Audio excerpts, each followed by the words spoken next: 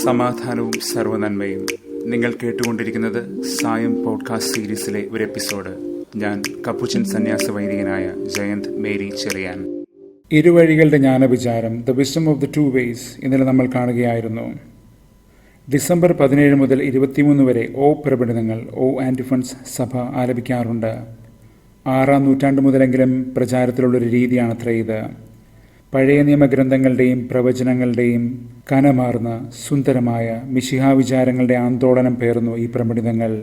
അല്ലയോ എന്ന് പറഞ്ഞിട്ട് മിശിഹായുടെ സവിശേഷമായ ഒരു അപദാനം പ്രഘോഷിച്ചുകൊണ്ട് സഭ പറയുന്നു, വരിക എന്ന്. കർത്താവിനോട് വേഗം വരാൻ പറയുകയാണ്, വീണ്ടും വരുവാൻ. ദൈവിക വാഗ്ദത്തങ്ങളോടുള്ള ഒരു അഭിനിവേശവും ആഘോഷവും തന്നെയാണ് ഇവിടെ പ്രകടമാകുന്നത്. ദൈവം നിശ്ചയമായും തൻ്റെ പദ്ധതികൾ നിറവേറ്റുമെന്നും നമ്മുടെ വീണ്ടെടുപ്പുകൾ സാധ്യമാക്കുമെന്നും ഇവിടെ ആഘോഷിക്കപ്പെടുകയാണ്. ഇതുതന്നെയാണ് സഭയുടെ പ്രത്യാശയുടെ നിദാനവും. ഇന്ന് ക്രിസ്തുവിനെ സാപ്പിയൻസിയെ, ഉന്നതമായ ദൈവിക ജ്ഞാനമെന്നാണ് വിളിക്കുന്നത്. എല്ലാം ശക്തമായും സൗമ്യമായും ക്രമവത്കരിക്കുക എന്നതാണ് ജ്ഞാനത്തിൻ്റെ ശൈലി.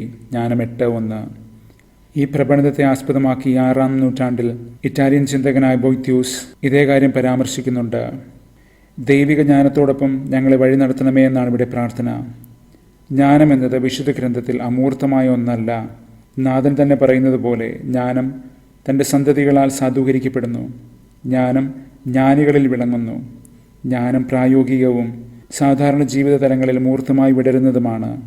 സാധാരണ ജീവിത മുഹൂർത്തങ്ങളെ അത് വഴി നടത്തുന്നു. അതൊക്കെയും ദൈവാനുഭവവും ആനന്ദഭരിതവുമാക്കി മാറ്റുന്നു. നന്മതിന്മകളുടെ ആ ഇരുവഴികൾ അങ്ങനെ അനുഗ്രഹീതാവസ്ഥയും അഭിശപ്താവസ്ഥയും സമാന്തരമായി കാത്തുവയ്ക്കുകയാണ്. നമ്മുടെ തിരഞ്ഞെടുപ്പുകൾ എങ്ങനെയാണോ അതിനനുസരിച്ചാണ് അതിൻ്റെ പരിണതികളും. ഇന്ന് ഉൽപ്പത്തി 49 ഇത് തന്നെ നമ്മെ പഠിപ്പിച്ചു തരുന്നുണ്ട്. യാക്കോബ് തൻ്റെ മക്കൾക്ക് അനുഗ്രഹം നൽകുകയാണ് മരണക്കിടക്കയിൽ കിടന്നുകൊണ്ട്. തൻ്റെ പുത്രനായ യൂദായെ യാക്കോബ് സവിശേഷമായി അനുഗ്രഹിക്കുകയും ചെയ്യുന്നുണ്ട്. ദൈവം പല ക്രമങ്ങളും ഇവിടെ തകിടം മറിക്കുകയാണ്. മുറപ്രകാരമോ അർഹത കൊണ്ടോ അഗ്രഗണ്യനാകാതിരുന്ന യൂദായെ ദൈവം പ്രത്യേകമായി ചേർത്തണയ്ക്കുന്നു.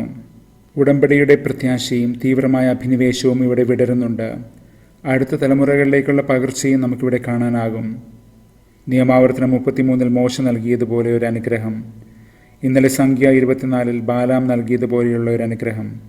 ഇത് മൂന്നും കൂടി ചേർത്ത് വായിക്കുമ്പോൾ ദൈവം തൻ്റെ ജനത്തെ അവരുടെ ജീവിത തലങ്ങളിലെല്ലാം തന്നെ, അതായത് പ്രവാസഭൂമികളിലും മരുഭൂമിയിലും വാഗ്ദത്ത ഭൂമിയിലും ഊട്ടിയുറപ്പിക്കുന്നത് എങ്ങനെയെന്ന് നമുക്ക് കാണാനാകും.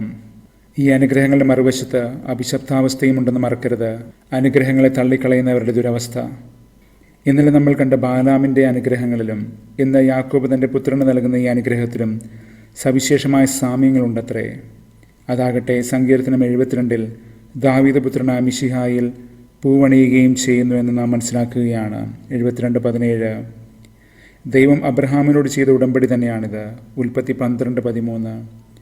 അങ്ങനെ ദൈവജനത്തിൻ്റെ തലമുറകൾക്ക് അകമ്പടിയായി പോകുന്ന ദൈവിക വാഗ്ദാനത്തിൻ്റെയും ഈ ജ്ഞാനവഴികളുടെയും, അതായത് ഇരുവഴിയുടെയും കാലപ്രവാഹമാണ് നമ്മളിന്ന് കാണുന്നത് സുവിശേഷത്തിൽ.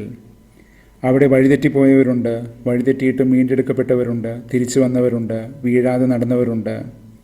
ഇന്ന് കർത്താവിൻ്റെ വംശാവലി വിവരിക്കുമ്പോൾ മത്തായി ശ്ലീഹ അതിൻ്റെ കുറിപ്പുകളിൽ അനോട്ടേഷൻസ് വ്യക്തമാക്കുന്നതും ഇതുതന്നെയാണ്. ദൈവം നടത്തുന്ന തിരഞ്ഞെടുപ്പുകൾ, ദൈവത്തെ തിരഞ്ഞെടുത്ത് നടക്കുന്നവർ, ഇതെല്ലാം ചേർന്ന് ആ വഴി വർണ്ണശബളമാകുന്നുമുണ്ട്. മനുഷ്യമക്കളിൽ ദൈവത്തിൻ്റെ ജ്ഞാനം മാംസമണിയുകയാണ്. അതിനാൽ തന്നെ ഇത് കേവലം ചരിത്രത്തിൻ്റെ ഒരു ഒഴുക്ക് മാത്രമല്ല, ദൈവത്തിൻ്റെ മനുഷ്യാവതാരത്തിൻ്റെ ഗതികൾ തന്നെയാണ്. Vector of incarnation. ഉടമ്പടി പുസ്തകം ബിബ്ലോസ് ഗെനസിയോസ് എന്ന് തന്നെയാണ് മത്തായി ശ്ലീഹ ക്രിസ്തുവിൻ്റെ ഈ വംശാവലിയെ വായിക്കുന്നതെന്നും ഇവിടെ ചേർത്ത് മനസ്സിലാക്കണം. ഒരിക്കലും നിലയ്ക്കാത്ത ഉൽപ്പത്തികൾ.